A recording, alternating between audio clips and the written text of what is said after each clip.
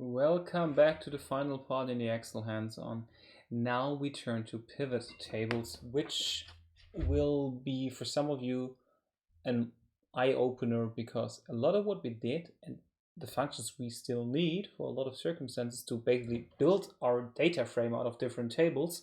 But once we have the data frame, a lot of what we did in the last part, in the last exercise, can be made a lot easier with pivot tables, and that's basically one of the large analysis tools for a lot of managers out there.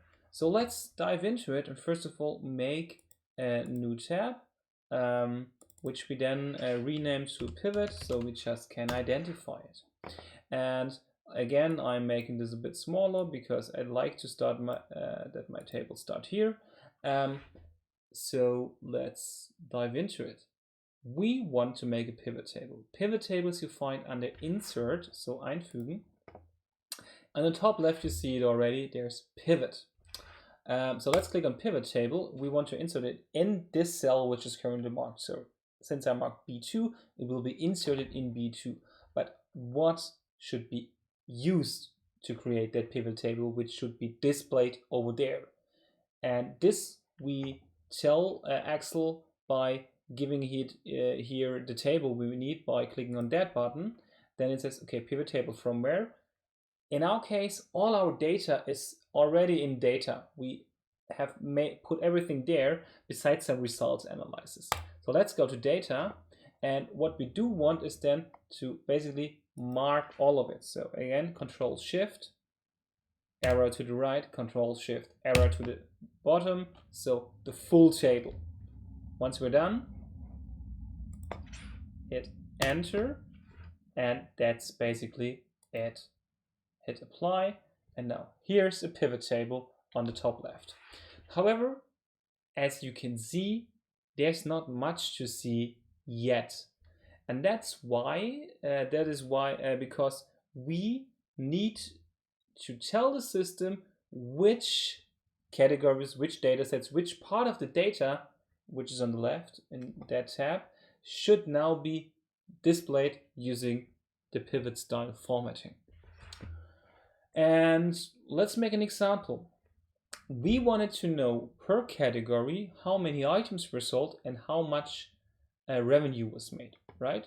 So per category, we can call it category fast or whatever, how much was sold and how much revenue we made. By clicking on that, look at the table we just got here. It's exactly what we did with a lot of complex functionality a pivot table can do automatically. Hence, it's key when you use Excel to use VLOOKUP, counting, as COUNTIF, SUMIF, and all of those to make a huge, large data set. And then in the best case, you can use a pivot table and it will be automatically. Even further, you can now say only, I don't know, vegetables and drugstore items, and only those are displayed. Let's make the other one. We wanted per store or region, maybe in the same time, the amount and revenue, all right? So not category anymore, but region and store. And look at what we have here. Per region, we made so much, broken down to the stores, that's so much. And it's already correctly. It doesn't have to be correctly because I can change the orientation. We could have a result like this, where we have per store which region it applies to, which doesn't make sense. So we always have to go from the larger to the smaller one down here on those items. But you can drag that around and make basically a lot of calculations really, really fast. And if you now have to put out the numbers for the next business meeting, because how much money do you make with that store, with that product, whatever, that's an easy and fast way to do it.